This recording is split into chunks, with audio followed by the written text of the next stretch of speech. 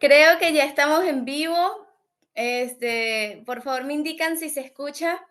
Buenas tardes, buenas noches, buenos días, dependiendo en qué parte del mundo usted se encuentra acompañándonos el día de hoy en la tercera clase del primer módulo sobre abordaje profesional a la violencia juvenil, una realidad que no se escapa de la mayoría de los países, no solo de Latinoamérica, sino del mundo.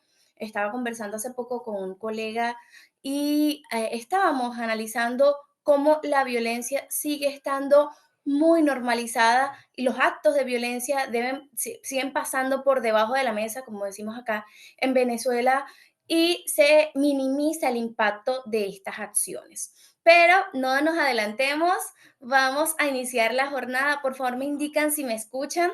Estoy desde dos equipos para poder compartir el día de hoy. No sé si me presenté, creo que sí, de todas formas, vuelvo a hacerlo. Por acá les habla Rosa Castillo, soy trabajadora social, soy parte del equipo de Fundabric, me dedico al área académica y el día de hoy les voy a estar acompañando en esta clase y la que queda de este módulo. Así que nos encontramos hoy, nos encontramos mañana para cerrar este módulo donde nos estamos poniendo en contexto, estamos haciendo un análisis de situaciones o del fondo de la situación real base de esta problemática social. Déjenme en el chat, por favor, su nombre y apellido y desde qué parte del mundo me está acompañando. Recuerde que estas formaciones son gratuitas y son para usted. En este caso, esta formación comprende la primera parte de un diplomado que sí tiene un costo y también incluye otros beneficios, entre ellos la acreditación como diplomado, les estoy mencionando, tienen otros módulos. Si usted no tiene todavía el cronograma, puede pedírselo al equipo de asesores académicos. Así que si usted quiere profundizar más y acompañarnos en este espacio de formación profesional en función a brindar de manera efectiva la intervención o la atención a casos de violencia juvenil, ya es hora de que aparte su cupo porque los asesores están ahí prestos para brindarles la atención. Dicho esto, este espacio sigue estando muy nutrido, muy completo. Active acá la campanita. Si usted no se ha suscrito, suscríbase y active la campanita y comparta esta información con otros profesionales que les va a servir muchísimo de insumo porque, repito, es un módulo bastante completo.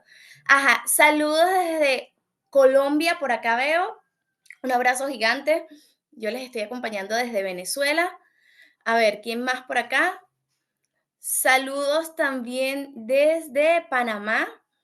Tenemos muchísima gente muy receptiva, colegas o profesionales de otras áreas que siempre nos acompañan desde Panamá, Chile, Bolivia, Perú, Cuba también. Un abrazo gigante. Dicho esto, vamos a iniciar el día de hoy. Voy a apagar mi cámara. En este punto me ven bien, pero tengo que apagar mi cámara para evitar cualquier interferencia con el internet. Entonces, nos encontramos por el audio. También voy a activar ya el compartir pantalla. Usted me va a indicar si está viendo correctamente las diapositivas. Ya vamos a iniciar. Siga presentándose, por favor. No deje de presentarse nombre y apellido y desde qué parte del mundo nos está acompañando. Recuerden que este espacio no solamente tiene este contenido, cuando les hablaba de que este espacio está dedicado para el mejoramiento profesional de cada uno de ustedes, porque tenemos una lista grande de formaciones, así que le invito a que pueda revisarla una vez terminemos la jornada del día de hoy. Ok, entonces voy a compartir pantalla. Usted me dice, Rosa, si se ven las diapositivas y vamos a iniciar. A ver acá, perfecto. Creo que listo. Ajá. Ok, ahí dice compartiendo pantalla. Usted me indica, Rosa, se ve. Cuando se vea, perfecto. Me indica, por favor, en el chat. Dice que ya se ve. Ok, y también me indica si me escucha perfectamente, por favor. Estaré atenta. Un abrazo gigante. Siguen presentando. Perfecto, creo que ya me escuchan bien, entonces voy a apagar mi cámara y nos encontramos a través de audio. Ok, a ver aquí. Perfecto. Listo. Ah, listo. Aquí. Nos encontramos en un rato, pero seguimos en el audio. A ver, listo. Ahora sí. Ajá. Les comentaba que el día de hoy vamos a estar conversando específicamente sobre la sesión 3 del primer módulo. Este módulo tiene que ver con la violencia intrafamiliar como semillero de la agresión. Hemos visto a lo largo de las clases con la profesora Seira sobre, bueno, una perspectiva estructural y relacional y cultural de la violencia juvenil. Estuvimos hablando sobre los síntomas del bullying, que es un fenómeno social. También nos embarcamos un poco en lo que tiene que ver con cuáles son los factores que influyen a esto y en este fenómeno social. La normalización de la cultura de la violencia, que era un poco lo que yo les comentaba. Hace poco se estaba viralizando una situación bastante crítica en la que una persona eh, estaba robando una comunidad y esta persona, bueno, fue maltratada, violentada y lanzada a un río cuando la comunidad hablaba de justicia social. Bueno, se hizo justicia social, era lo que afirmaba. Esto nos llama muchísimo a la reflexión porque hasta qué punto la violencia sigue siendo un acto normalizado en las relaciones o la interacción con otros. Y de paso, colocarle el término de justicia social a un acto de violencia donde, bueno, lo menos que se presenta es eso. Por otro lado, también estuvieron hablando sobre todo lo que tiene que ver sobre lo estructural de la violencia, que no es limitante, ¿verdad? La pobreza, desigualdad, exclusión, la discriminación y otros elementos que, repito, son parte de la base estructural. El día de hoy vamos a estar hablando de los mismos elementos estructurales que dan origen a la violencia juvenil, pero en este caso específicamente enfocado en la violencia intrafamiliar como un semillero de la agresión. Acá vamos entonces a iniciar con una pregunta. ¿Qué es para usted violencia intrafamiliar? Por favor, déjemelo en el chat. ¿Qué es para ustedes violencia intrafamiliar? Ahí me estaba adelantando. Yo les voy a estar leyendo. Sin embargo, yo he preparado para ustedes una definición que considero bastante amplia sobre lo que es la violencia intrafamiliar. Vamos a referirnos a esto como cualquier acto de agresión. Ya hemos separado lo que es la agresión, lo que es la violencia, lo que es propiamente el abuso y todos esos elementos. Y si usted aún no lo ha hecho, le invito a que pueda hacer un análisis de los conceptos y pueda hacer su separación. ¿Se complementan? Claro que se complementan, pero realmente no son lo mismo. Entonces, en el caso de la violencia intrafamiliar, los vamos a referir como cualquier acto de agresión física, psicológica, sexual, económica, incluso simbólica, ejercido entre los miembros de la familia de un entorno doméstico, ¿sí? A diferencia de otras violencias, la violencia intrafamiliar se produce dentro del vínculo, que en teoría debería estar basado en afecto, disculpen, en la protección, en el cuidado, en el amor. Esto la vuelve especialmente dañina, puesto que, como sabemos, nuestro primer grupo de interacción social es la familia y de ahí, digamos que aprendemos la base para interactuar en otros espacios sociales. Entonces la vuelve muy dañina porque se confunde o la referencia que se va a tener emocional y de seguridad es bastante dispersa. Veía yo hace poco un video también de todo el tema de lo que es la parentalidad positiva, lo que es la crianza respetuosa y estaban literalmente haciendo una ejemplificación de cómo piensa el cerebro del niño en el momento en que el papá, la mamá o una figura de autoridad le agrede física o verbalmente. En este caso era un correazo que se ha popularizado muchísimo el humor y bueno, si no te pegaron con una correa no sé cómo le llaman en su país, ¿verdad? El cinturón, si no te pegaron con uno de esos cuando eras pequeño, no tuviste infancia y hacemos chistes sobre esta situación de la infancia, cuando en realidad es preocupante. No, eso no me afectó en nada, mis padres me ignoraban cuando estábamos en discusión, o me pegaban, o me manipulaban, y eso a mí no me afectó en nada. La realidad es que existen estas referencias emocionales completamente nocivas para nuestra interacción con otros.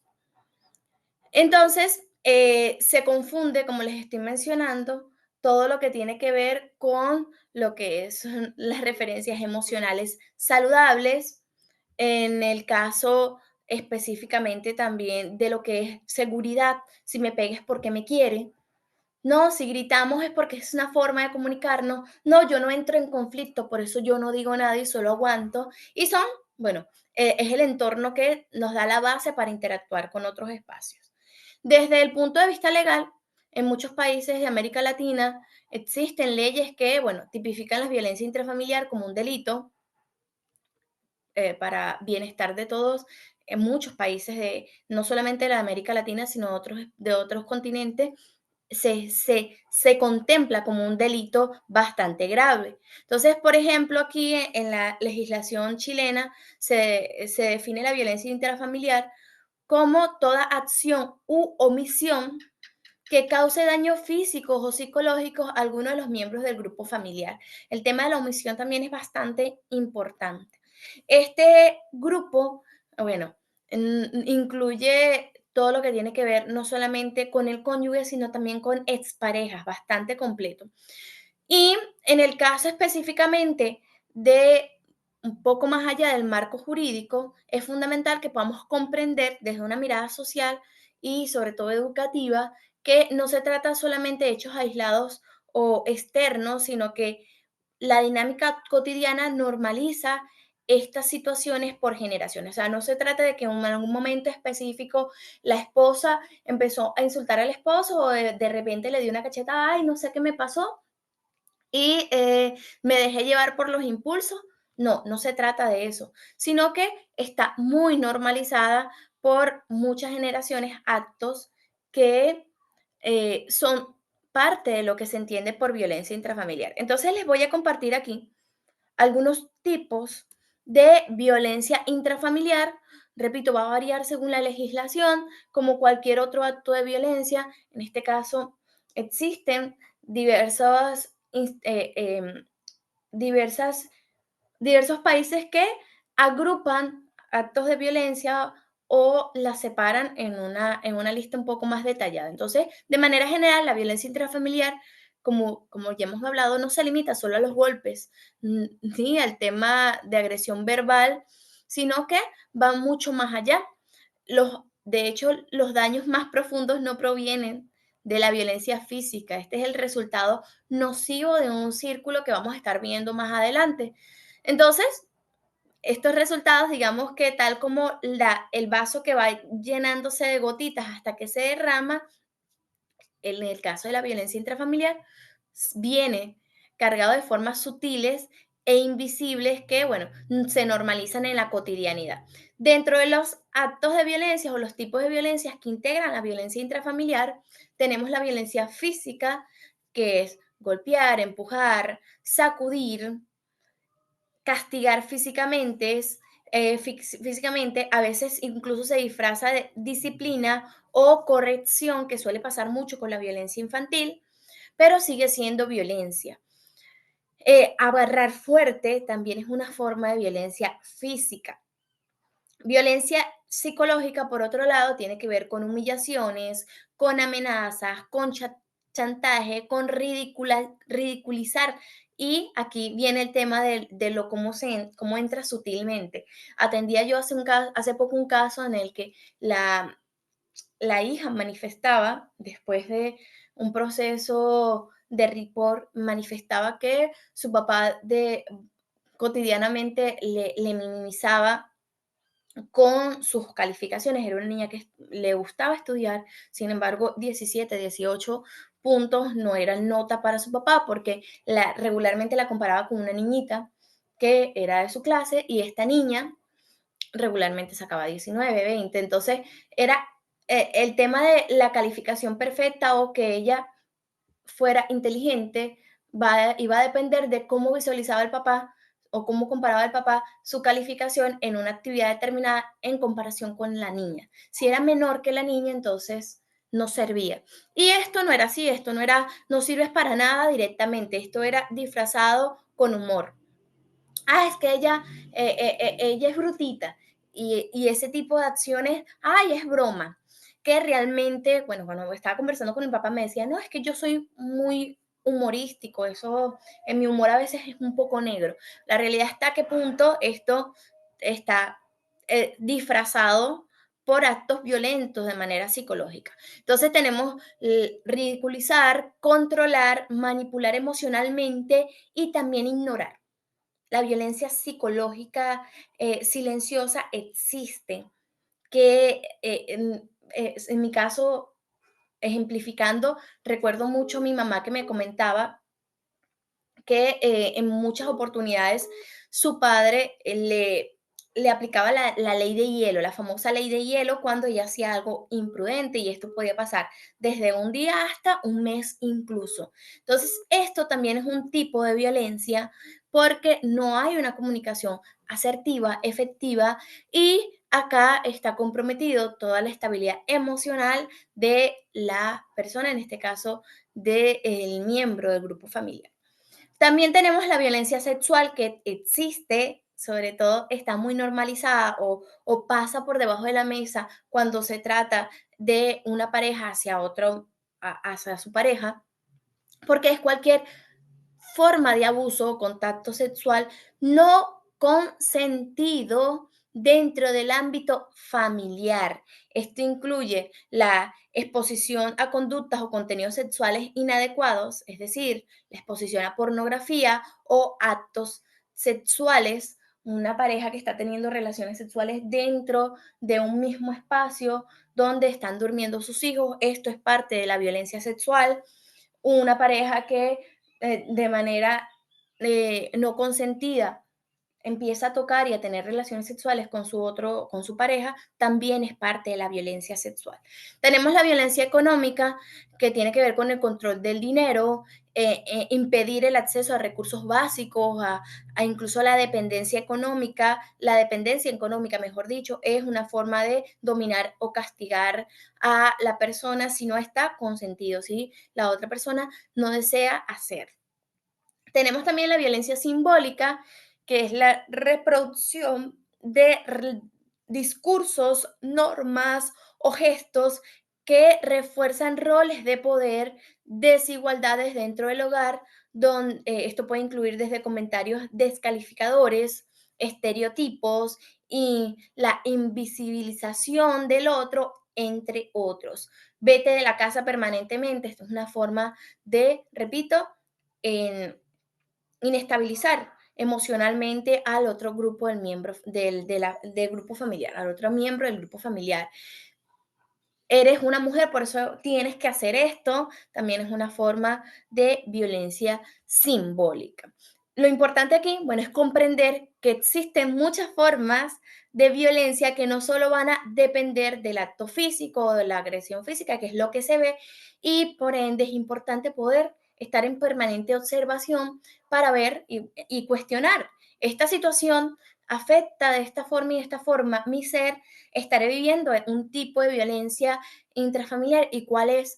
Es importante también destacar que regularmente estas violencias no son independientes entre sí, sino que están bastante conectadas, una lleva a la otra. De hecho, el ambiente tóxico regularmente la explosión de este tipo de violencias que se vienen cocinando, por decirlo algún término, es con la violencia física. Así que puede pasar muchísimos años una persona experimentando y normalizando actos de violencia intrafamiliar, psicológicos, sexuales, porque no me pega. No, es que no me pega, él no me pega, pero, o ella no me pega, pero no me deja conversar con mis amigos, no tengo privacidad, o no, mi mamá no me pega, pero mantienen relaciones sexuales en el cuarto y yo tengo que presenciar ese tipo de actos. La normalización de la violencia intrafamiliar, ¿sí?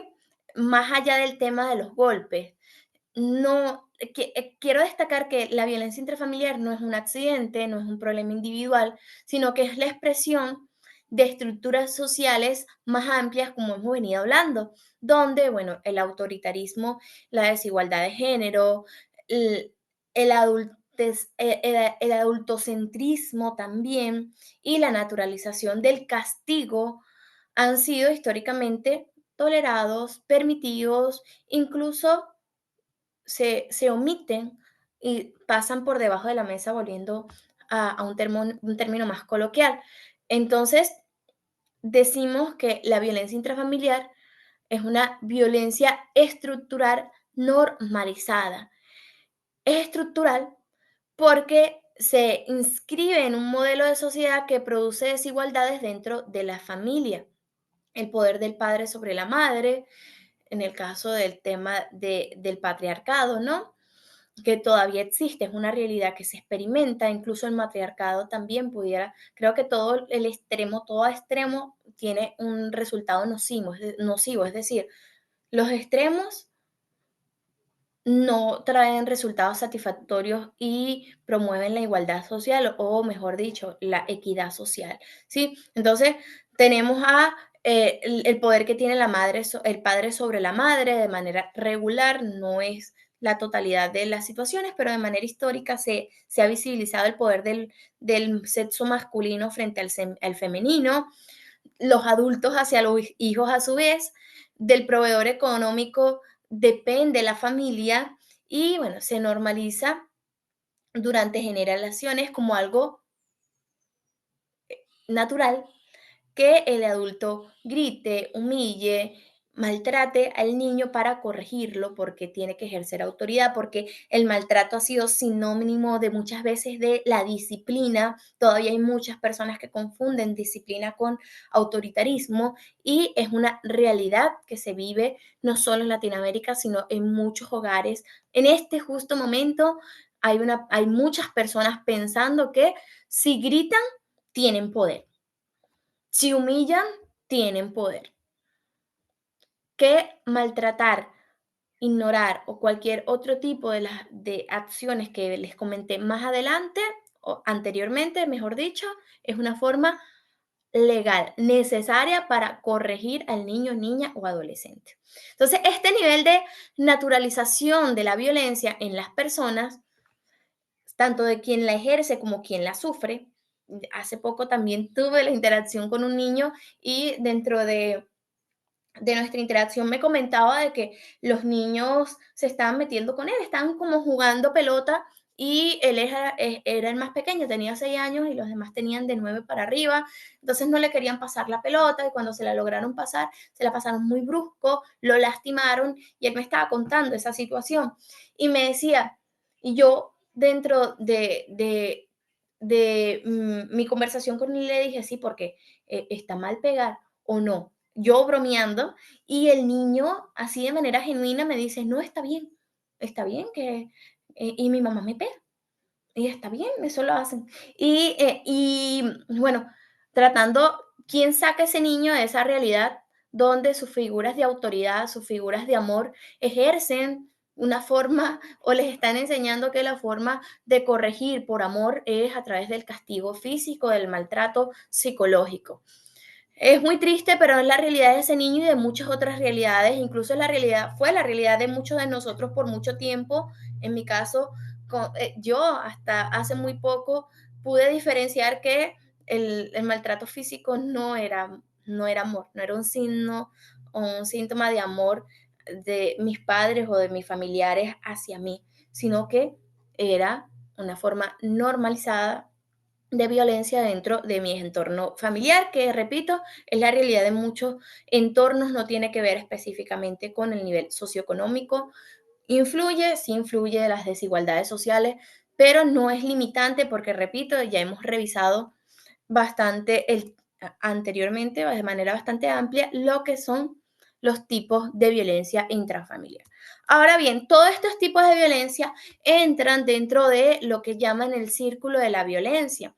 En el caso del ciclo de la violencia intrafamiliar, que regularmente suele ser el círculo o el ciclo, mejor dicho, de la violencia de manera general, a veces con otros autores. Hay autores que describen mm, más fases, hay quienes no, pero de manera general existen estas variantes en todos esos tipos, o existen este patrón en todo este tipo de variaciones sobre la violencia y se compone de estas tres fases. Primero tenemos la acumulación de tensión, es decir, aumentan los conflictos, roces, irritación, hay mucha victimización, casi que en el caso de la persona que regularmente es la víctima de actos de violencia, suele estar alerta, mirando cada uno de los pasos que realiza para poder minimizar el daño y bueno, convencerse que esta vez va a ser diferente, que, o evitar, mejor dicho, que la persona vaya a estallar, evitar conflictos. El tema de la definición del conflicto como un elemento negativo.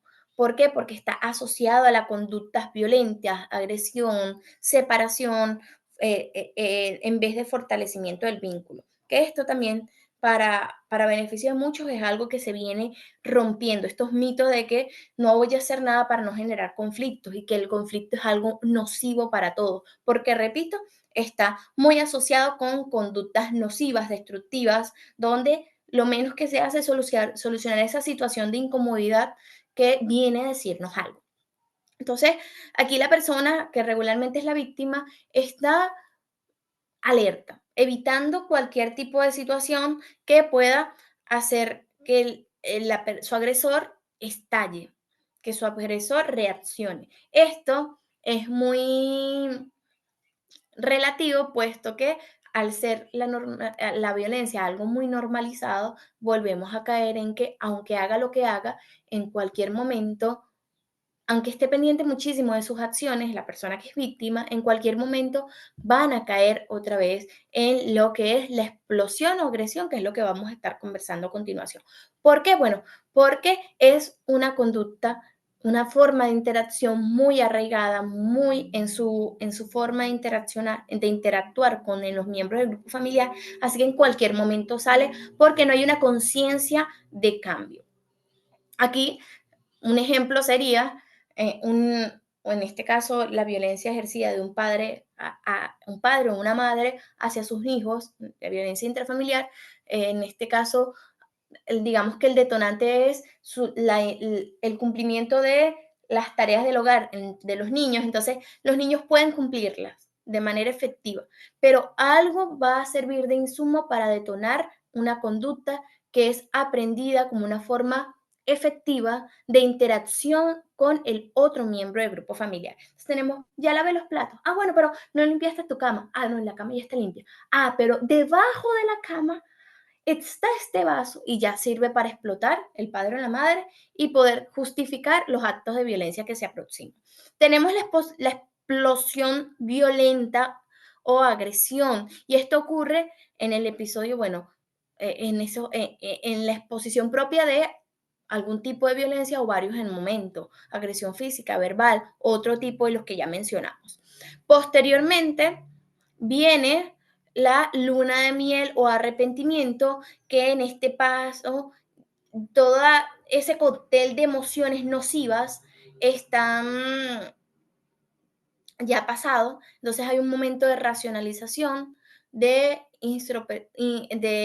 introspección, a veces no existe, sino que la persona está convencida de que lo que hizo es correcto, sin embargo, como una forma de manipulación, inicia este proceso de arrepentimiento que no es real. Entonces, en este tipo, el agresor, en este momento, en esta fase, el agresor o agresora pide perdón, se disculpa, hace promesas falsas de que va a cambiar, o incluso es una forma de manipulación si tiene también otro tipo de trastorno mental, pudiera ser incluso el achacar la responsabilidad de que explotó por ella. No es que tú me haces perder la paciencia, es que tú me haces caerte a golpe, es que tú me haces decirte unas cosas porque de verdad que tú. Y la otra persona realmente se lo cree, realmente cree que es parte de esa explosión, de que es por su responsabilidad que esta persona actuara de esa forma tan agresiva, tan invasiva. Entonces esta luna de miel básicamente vuelve o es un paso para empezar a acumular tensión. Lo grave es que en el caso de los niños y niñas, crecen con este entorno aprendiendo de una forma natural a relacionarse de esta manera, que amar es gritar, que cuidar es controlar, que el afecto a veces duele y que la familia es familia. Por nada del mundo hay que cuestionar lo que hace la familia porque es familia, que la sangre tiene poder, que puedes agredirme, maltratarme, pero eres mi familia y por eso tengo que permitir y aguantar. Entonces, muchos adolescentes, volviendo al tema de lo que el origen de la violencia juvenil, que ejercen la violencia en las escuelas o sus otros entornos, en el fondo están repitiendo actos aprendidos en casa. A lo mejor no de la manera más explícita posible, porque pudieran estar repitiendo o ejerciendo un tipo de violencia que no es el que persevera en su casa, pero sí es motivo, sí tiene origen dentro de su interacción con los miembros de su grupo familiar. No conocen otra forma de vincularse. La violencia tiende a repetirse, no de la misma forma a veces, pero sí tiende a repetirse.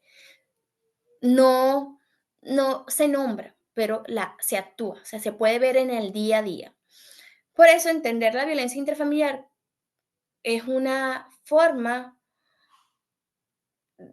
si la vemos en un punto más normalizado, es decir, si vemos actividades sociales donde la violencia intrafamiliar está normalizada, bueno, es una forma de justificar la agresión y, y si la vemos de un ojo más crítico, o sea, pudiéramos ver, pudiéramos en este punto hacer un mapeo de su realidad social y ver su propio grupo familiar o ver un grupo familiar cercano y decir, según lo que hemos visto acá, esto es violencia intrafamiliar. Y oye, sí se repite porque Juanita cuando está sumamente molesta no le habla a sus hijos y no le da de comer.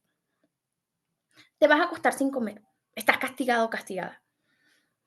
Y Juanita regularmente con su esposo hacen chistes muy feos sobre su aspecto físico y ellos dicen que es broma. Entonces, podemos verla desde, bueno, pero es que esa es su forma, eso es necesario porque ellas son los adultos y tienen derecho para que aprendan esos niños. O en este punto, ustedes, con todo lo que han visto en a lo largo de esta clase y de las clases anteriores, pueden verlo como una herramienta para comprender el fenómeno y poder intervenir a tiempo, generar espacios, primero, de transformación, porque todos los días es una oportunidad de hacer las cosas diferentes. A cada instante tenemos la decisión de hacer las cosas diferentes, de cuestionar lo que hacemos de manera automática, de cuestionar nuestros propios pensamientos, nuestras propias costumbres y tradiciones. Y bueno, de también cumplir con uno de los roles fundamentales que es la prevención. Vamos a expandirnos un poco en lo que tiene que ver la violencia, digamos, todo lo que tiene que ver con los tipos de violencia, por eso les dejé acá un violentómetro, en este caso esta imagen es de una organización venezolana llamada Fundana, que regularmente tiende a desarrollar formaciones relacionadas con la protección del niño, niña y adolescente.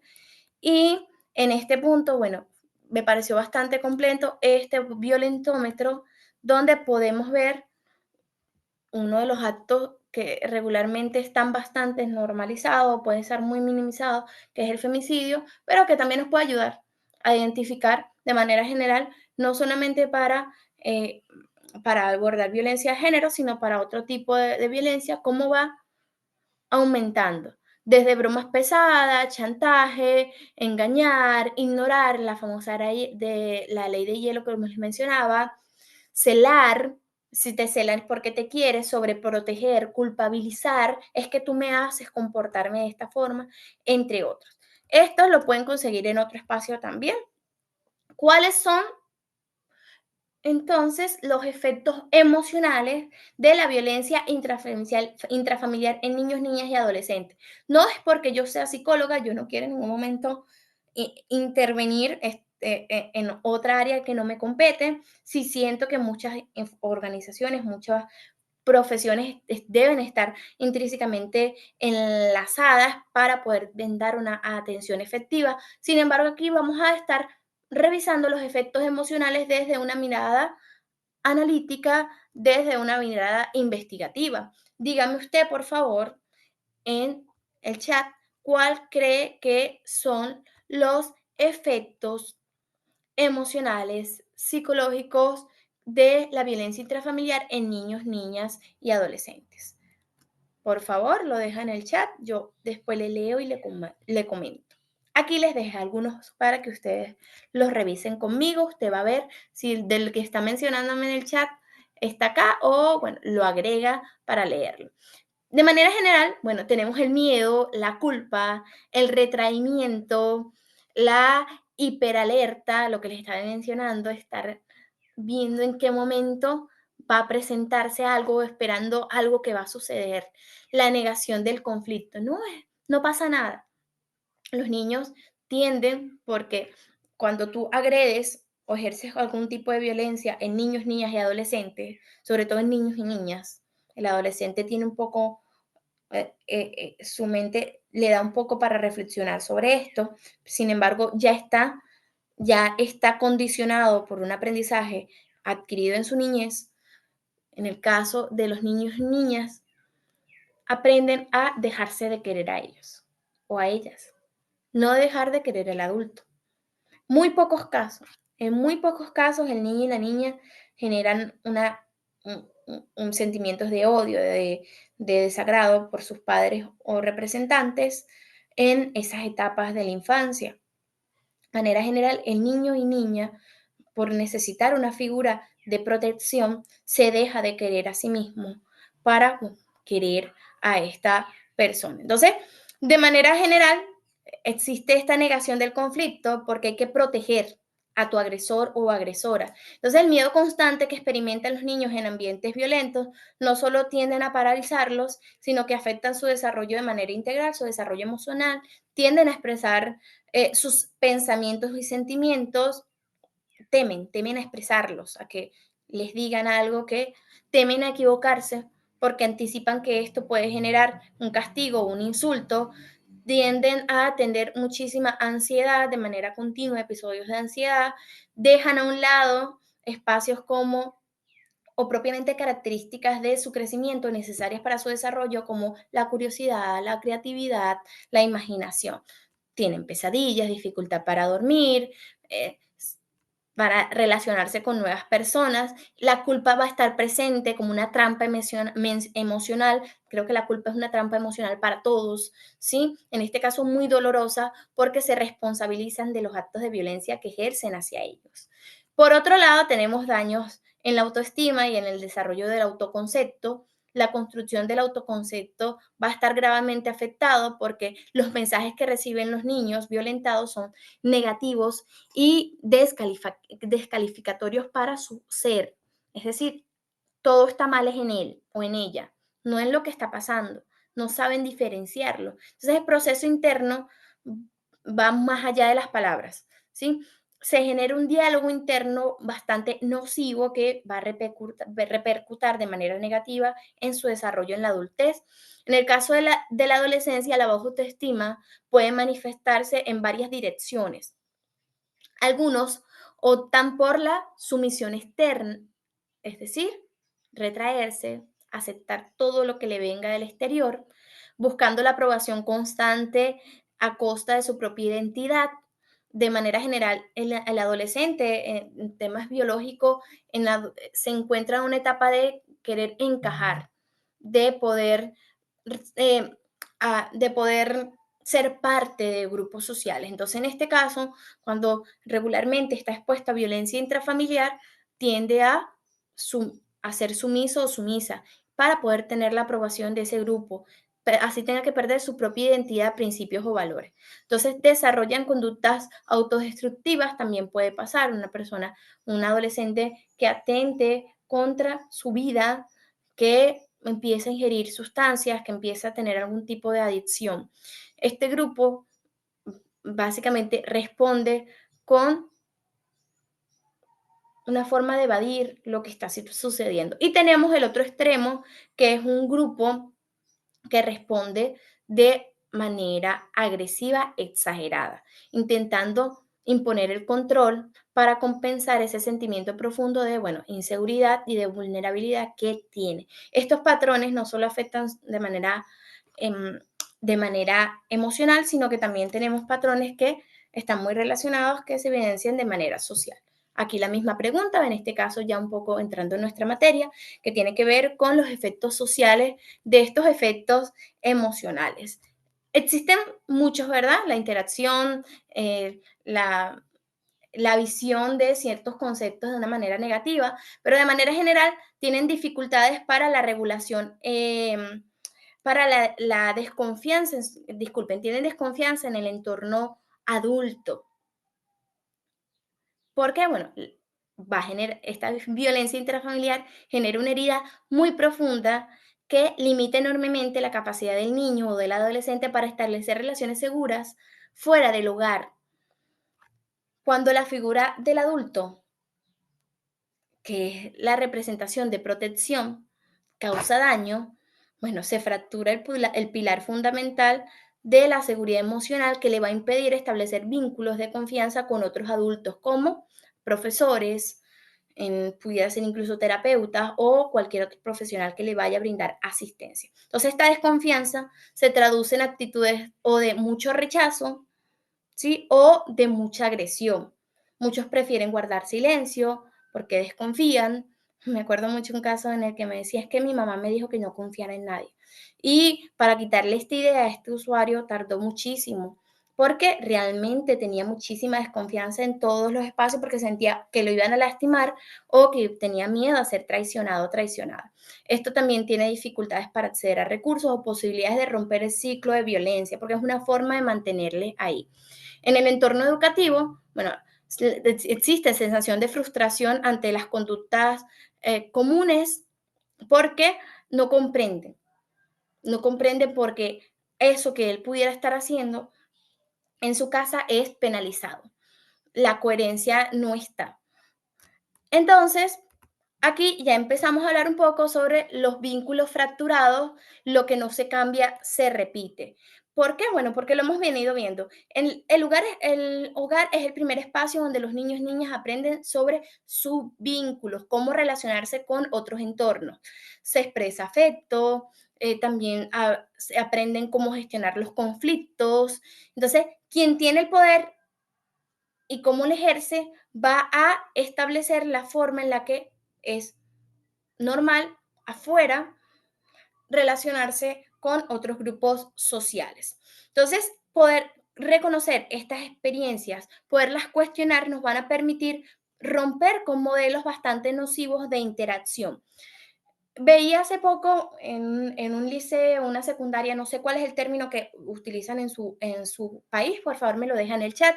Yo veía cómo regularmente estaban los adolescentes agrupados, 3, 4, 5 adolescentes, estaban en el patio, en el espacio de socialización y llegaban al liceo y regularmente, y automáticamente iban a su grupo social, a su grupo, al del que son parte, ¿verdad? Se veía la diferencia también de la interacción entre grupos, pero una cosa que yo pude notar que no variaba en ninguno de los grupos, es decir, un factor una variante estática era la agresión física en forma de afecto o de conexión con el otro. Un empujón, un, vi adolescentes que le metían el pie al otro para que se tropezara o le escondían su bolso y se bromeaban entre sí, le quitaba la gorra a uno, sobre todo los empujones, el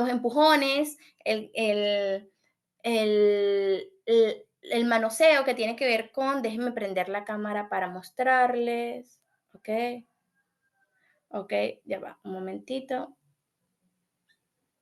ya va, un momento, por favor,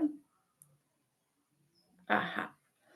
El manoseo tendría que ser algo como así, así, así, incluso en las manos, las mismas manos, es decir, de manera no consentida, tocar al otro en son de contacto, o sea, ese contacto físico nocivo que está muy normalizado porque es sutil, es decir, no es que le da duro, había adolescentes que sí se maltrataban de manera un poco más brusca, pero la mayoría era muy sutil, era ja, ja, ja, ja, ja, o ja, ja, ja, ja, ja. Incluso nosotros, hagan una reflexión acá.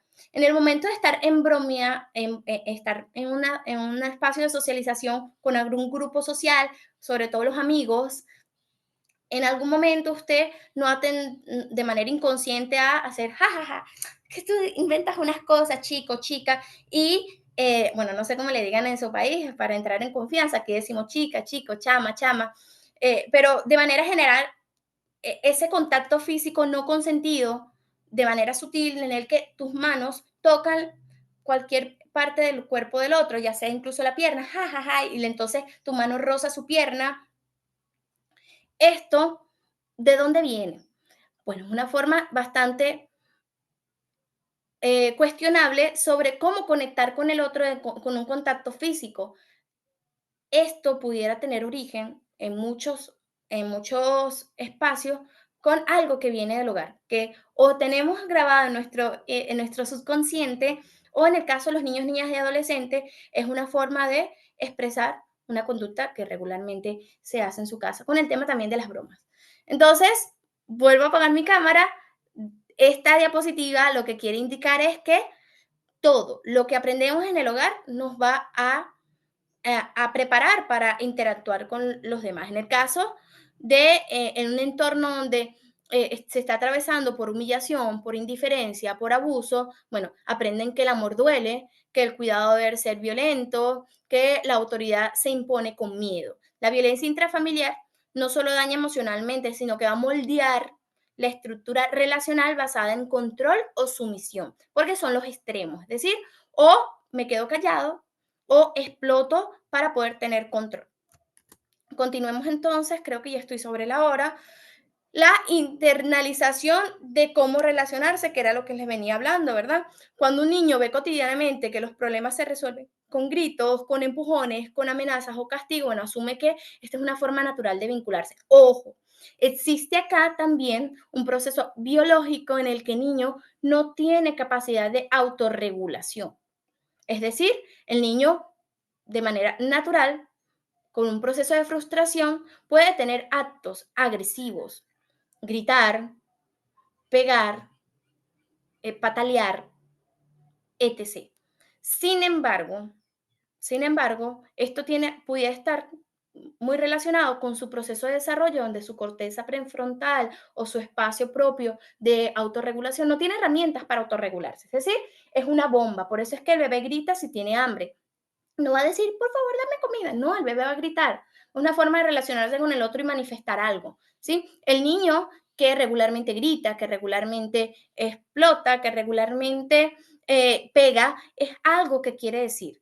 En el caso del adulto, como responsable, como autoridad, tiene la responsabilidad de moldear desde su ejemplo las formas idóneas de relacionarse que no sean basadas en gritos, empujones, amenazas. Los adolescentes se empujaban mucho. Eso también era muy común. Incluso yo me pongo de referencia donde sí, efectivamente, una de mis formas de conectar con los grupos sociales, en este caso con mis compañeros de clase, muchas veces fue empujándonos en broma. Entonces, en, hay que separar. No es que el niño grita mucho, bueno, entender la realidad y buscar herramientas. Si ese niño persiste con esas conductas, posiblemente lo que estemos realizando no es lo más efectivo, es decir, no estamos practicando, no estamos predicando con el ejemplo. Entonces, lo aprenden y empiezan a repetirlo. El niño se somete para, bueno, sobrevivir, que es un extremo, o el niño reproduce el modelo violento para tener el mismo control que ejercen otros en ellos. Vamos a continuar. Reproducción del trauma. Yo quería dejarles varias diapositivas con esta serie porque ha tenido bastante relevancia en la actualidad, porque ha permitido visibilizar realidades de las que todos pudiéramos ser parte de manera consciente o inconsciente. Entonces, en este caso, la serie de adolescente, traigo a este niño, 13 años, que recuerdo creo que es lo que tiene, que llegó a un punto del femicidio. Sin embargo, en esta reproducción del trauma es una de las preguntas más incómodas, pero necesarias, porque alguien que ha sido maltratado puede convertirse con el tiempo en alguien que maltrata a otros. Alguien que ha sido humillado puede convertirse en el tiempo en alguien que humilla a otros. ¿Cómo es que la víctima de ayer se vuelve victimario hoy? Esta La clave está en entender la lógica del trauma no elaborado. Cuando un niño sufre violencia y no trata o no encuentra un adulto que le ayude a romper, a nombrar incluso y elaborar ese sufrimiento, transitarlo, el trauma se encuentra encapsulado, por decirlo de alguna forma, queda guardado, pero no procesado, no transitado, no superado. Y lo que no se trabaja, se repite. A veces hacia sí mismo, autolesión, retraimiento, silenciamiento, etc. Y otras veces hacia otros, agresión, hostilidad, control. Entonces, la repetición es una forma inconsciente de controlar ese dolor que no ha sido trabajado, de sensación de poder o incluso de simular aquello que fue vivido como inevitable. El adolescente que ejerce la violencia muchas veces no está solo actuando contra el otro, sino que está reviviendo su propia historia desde el lugar del que ya no quiere ser vulnerable, es decir, del victimario. Esto es sumamente importante porque nos permite primero revisarnos a nosotros mismos y poder revisar nuestra interacción con otros. En el caso de los equipos educativos o profesionales que van más allá de la conducta, bueno, pueden preguntarse esto y se los dejo de reflexión. ¿Qué historia hay detrás de ese gesto agresivo? Es decir, ¿qué me quiere decir esa conducta? No solo penalizar y condenar a ese niño, niña y adolescente que lo está ejerciendo, sino qué me está diciendo esa conducta. ¿Qué dolor no está nombrado? Que está actuando aquí de manera física, es decir, con acciones. ¿Y cómo puedo intervenir sin reforzar el daño o revictimizar a la persona? Porque no todo niño agresor ha sido víctima, pero la gran mayoría sí lo ha sido. Es decir, hay quienes tienen propiamente trastornos de conducta que les hacen hacer cosas muy nocivas, pero hay quienes no. Y la mayoría es víctima o ha sido víctima de actos consecutivos de violencia. Y es verdad, no toda víctima se vuelve agresor, por lo que estamos hablando de los extremos, pues hay quienes se vuelven sumisos, pero muchos lo hacen y no reciben acompañamiento, contención o alternativas para vincularse de manera diferente. Entonces, el desafío aquí sería romper con ese círculo, es decir, atender la situación más allá de los síntomas para realmente poder hablar sobre un proceso donde se generan vínculos sanos, coherentes, estables o reparadores. Continuemos entonces. Conductas agresivas. ¿Qué están gritando? Vamos a profundizar un poco más. Es decir, el trauma psíquico construye recuerdos de eventos dolorosos. Es sobre todo una herida emocional profunda que, bueno, supera la capacidad de la persona para procesarla por sus propios medios y, en otras palabras, no se define únicamente en lo que pasó, sino en todo lo que pudo pasar o no pasó. No entiende, no se nombró, no se pasó por debajo de la mesa, ¿sí? Entonces, desde un punto de vista un poco más investigativo, el trauma es una experiencia que deja a la persona emocionalmente bastante desbordada, atrapada.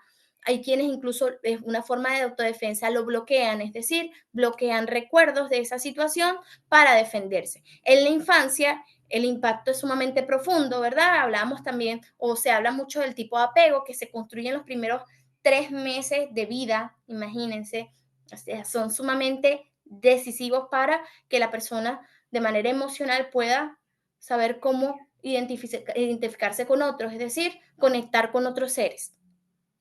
Entonces, en el caso específicamente de, de estas experiencias complejas, van a rodear el entorno del adulto en el que va a interactuar esta persona que ha vivido este trauma, estos traumas. Las experiencias traumáticas no siempre son eventos graves. De hecho, es un proceso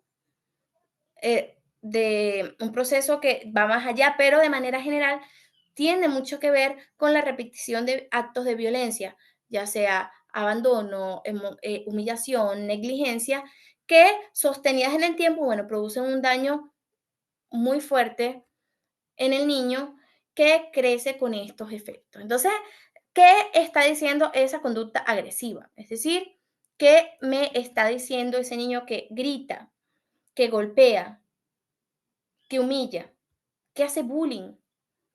¿Qué es lo que me está diciendo? No, es que en la casa lo criamos muy bien. Volviendo al ejemplo de la serie, no, ¿qué hicimos de mal como padres? Porque uno de los dolores más fuertes que podemos tener como padres, lo he visto ya en varias formaciones y sigue estando muy repetido, es que seamos malos padres.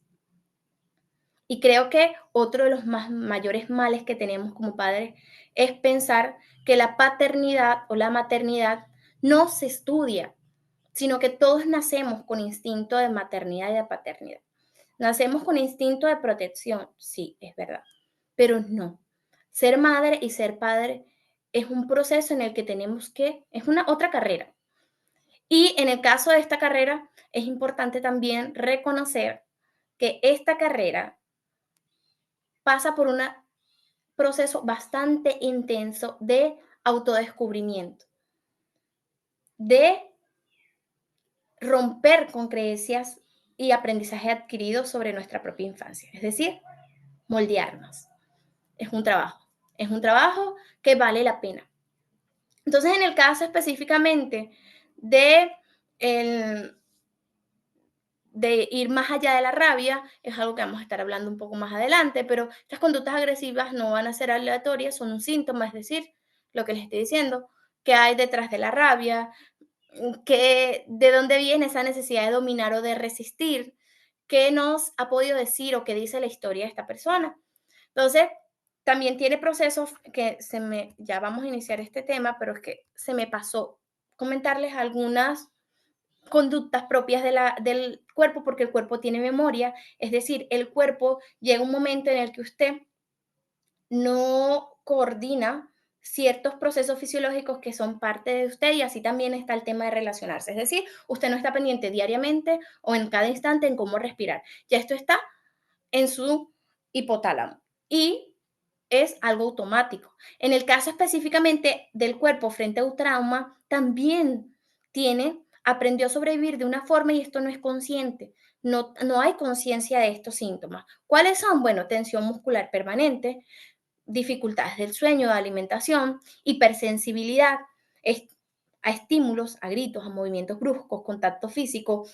Hace poco se viralizó en las redes sociales un tren, voy a prender aquí la cámara, se viralizó un tren en el que eh, querían medir la confiabilidad de las personas frente a una acción específica, es decir, si esa persona tenía traumas referentes a ese tipo de acción. Entonces, aparecían videos de personas haciendo este gesto como de agredir físicamente a alguien o un puño, acercándole un puño a la cara. Entonces, habían personas que se quedaban como que, sobre todo en niños con sus padres o cuidadores, ¿sí? Habían niños que se quedaban, no había una reacción, no había un comportamiento, no había una expresión del cuerpo frente a ese estímulo, pero habían otros que sí se tapaban la cara, se arrimaban hacia atrás. Entonces esto nos indica algo, el cuerpo habla.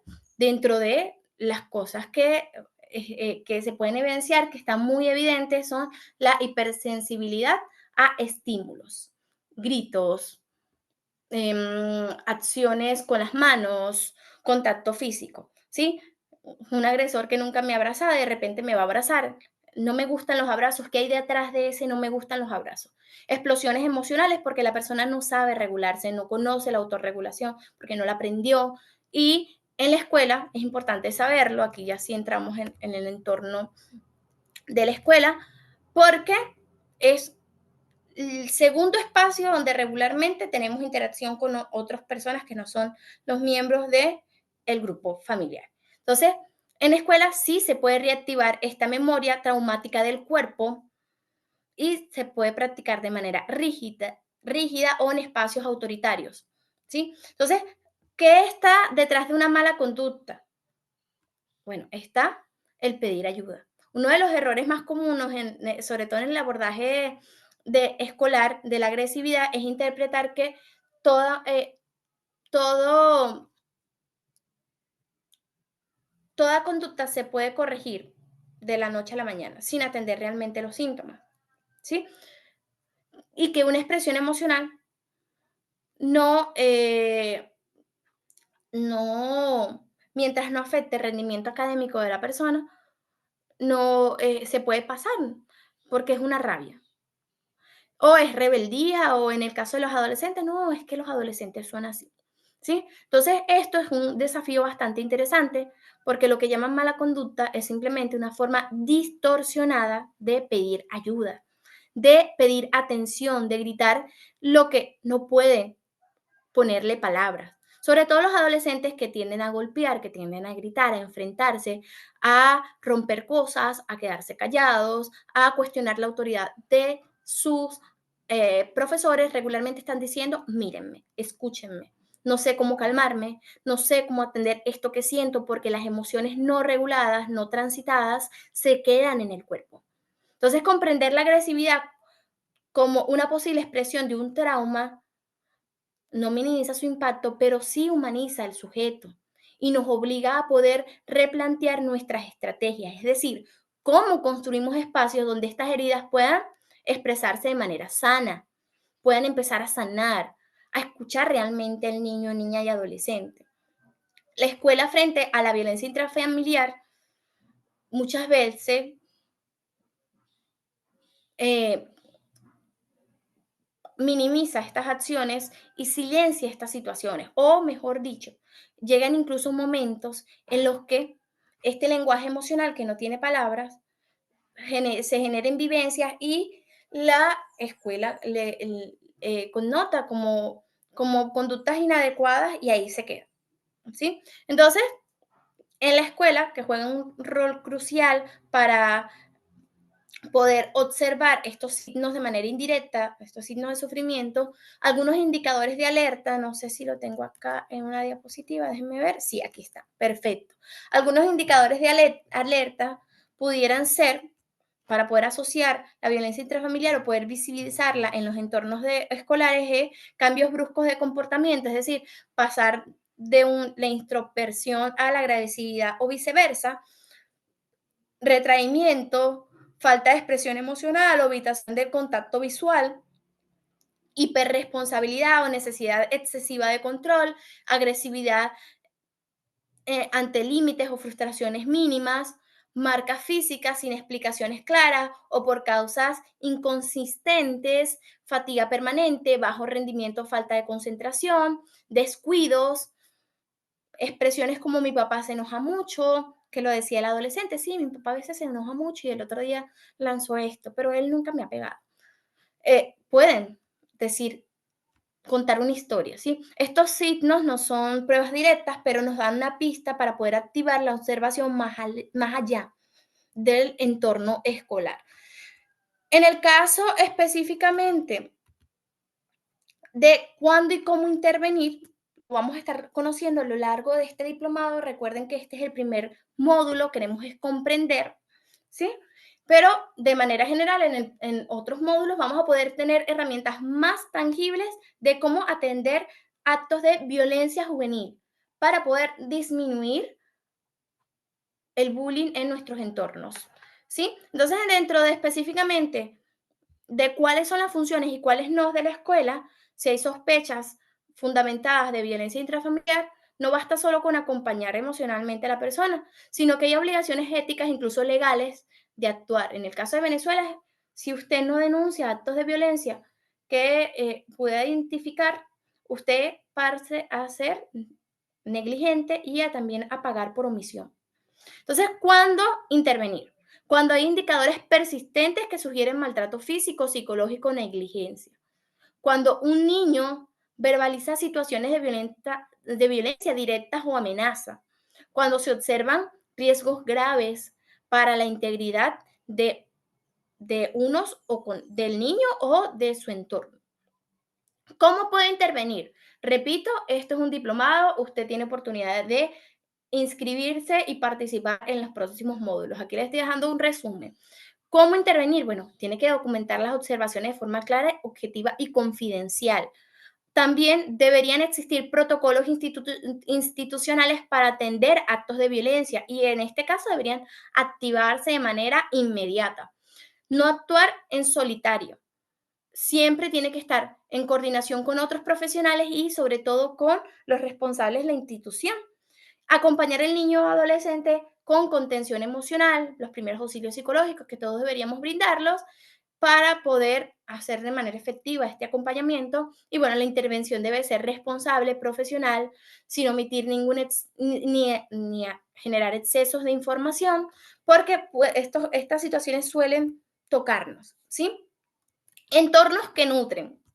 ¿Por qué nutren? Bueno, yo tengo una fascinación por los trabajos de investigación y las experiencias de Virginia Satir.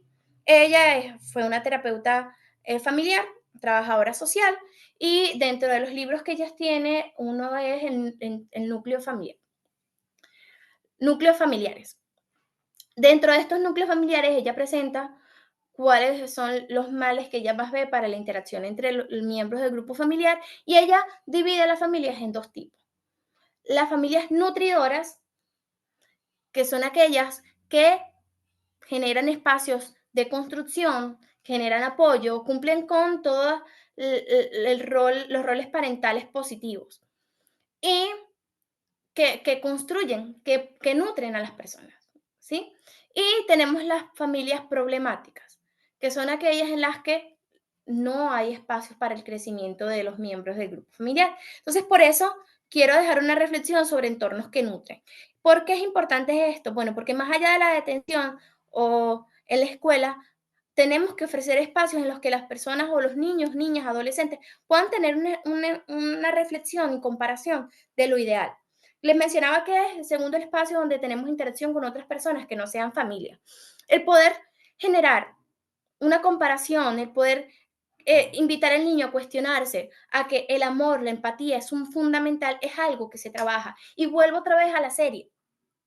Este niño tenía actos de violencia en su casa, pero es que en la escuela o en el liceo de donde era parte, en este caso la secundaria, estaba en situaciones completas igual, similar. De hecho, hay varias escenas bastante impactantes. Si usted no ha visto la serie, le invito a que vea, ahí donde existen actos así frente de un profesor que es una figura de autoridad, actos de bullying, y él minimiza, deja tranquilo a tal persona y no atiende el problema de raíz. O la profesora gritando a los niños. Entonces, importante dejar de normalizar actos de violencia en los entornos donde el niño o niña interactúa. En este caso, la escuela tiene un compromiso bastante importante porque de paso es un espacio de aprendizaje formal. Poder cuestionarnos qué es lo que realmente estamos aprendiendo, qué es lo que realmente estamos enseñándole a los niños, recordando que más allá de los conocimientos propios de competencias en ciertos grados, el niño va a quedarse con la forma en la que interactúa con su mamá, con su maestra, con su maestro, con sus compañeros. Entonces, ¿qué es lo que realmente, qué experiencia estoy dejando para que diferencie lo que es la violencia y lo que no es violencia? ¿Qué es amor y qué no es amor? Entonces, esto se puede construir en pequeños pasos sostenibles con el tiempo, como por ejemplo, un ambiente donde se sienta seguro sin amenazas, sin castigos, sin rechazo o humillación. Adultos que puedan actuar con coherencia con lo que dicen y lo que hacen. Normas claras y firmes pero respetuosas, donde el interés superior del niño siempre esté como prioridad. Reconocimiento del esfuerzo y no solo de los resultados. Ah, sacaste 15, pobrecita, la próxima vez me sacas 20. No, antes de que ese resultado llegara, existe un proceso. Vi cómo te esforzabas para poder aprender eso. Te sientes satisfecho, satisfecha, que el niño pueda poder decidir o saber que él tiene derecho a cuestionarse y a poder tener su autopercepción sin el juicio del otro, sin la aprobación del otro. Posibilidad de participación y expresión sobre lo que le gusta y no le gusta. La validación de su historia sin etiquetas. Entonces, muchos niños y adolescentes viven en familias donde existe violencia intrafamiliar y estas relaciones son lo que ellos van a visualizar como segura. Que en la escuela se pueda presentar una comparación más asertiva sobre lo que realmente es seguridad, lo que realmente es amor y coherencia, van a permitirle al niño, niña y adolescente ver, tener otra mirada y a lo mejor tomar la, eh, eh, la, la valentía de expresar y decir esto, estoy viviendo en la casa y no me gusta y tengo derecho a hacerlo. Nos encontramos el día de mañana para continuar con este tema bastante interesante, cerrar con este módulo. Aún hay espacios de inscripción para los siguientes módulos, porque no nos quedamos aquí. Este es el módulo inicial. Para poder participar en los otros, puede contactarse con nuestros asesores académicos. Y les dejo esta pregunta que tienen en pantalla para que me la contesten. La violencia intrafamiliar, ¿de qué forma se produce en el aula? Incluso, vamos más allá. ¿Cómo pudiera estar normalizada en el aula? Usted puede hacerlo bajo su propia experiencia, es decir, me puede contestar esta pregunta bajo su propia experiencia, o puede pedir ayuda. Acérquese a un niño, una niña, un adolescente, y hágale una pregunta: ¿qué es lo más grave que hacen tus compañeros o haces tú? Y revise si esto pudiera ser una expresión de violencia intrafamiliar. Nos encontramos el día de mañana. Dejar de compartir. Exactamente. Nos encontramos el día de mañana para continuar con este módulo. Les mando un abrazo gigante y recuerde que en este espacio estamos para fortalecer su intervención profesional. Chaito.